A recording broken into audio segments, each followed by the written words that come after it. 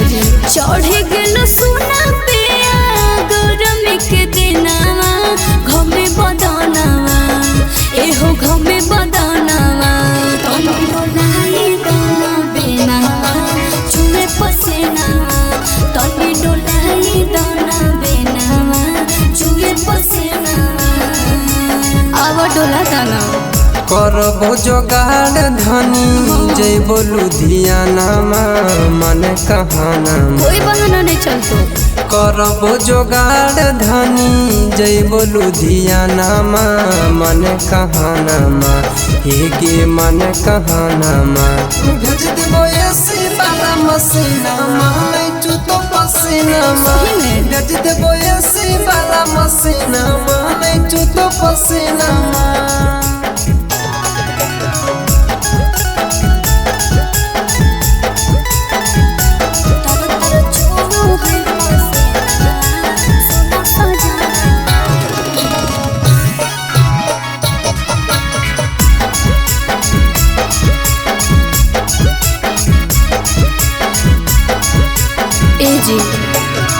रोज रोज बहाना करके हो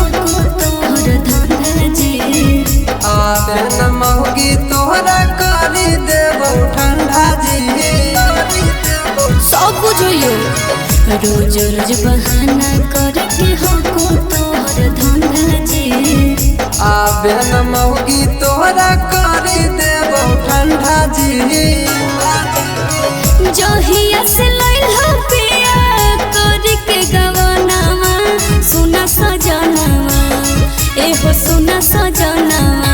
भीतर से टप टप छुए पसीनावा सुना सजनावा तर तर छुए पसीनावा सुना सजनावा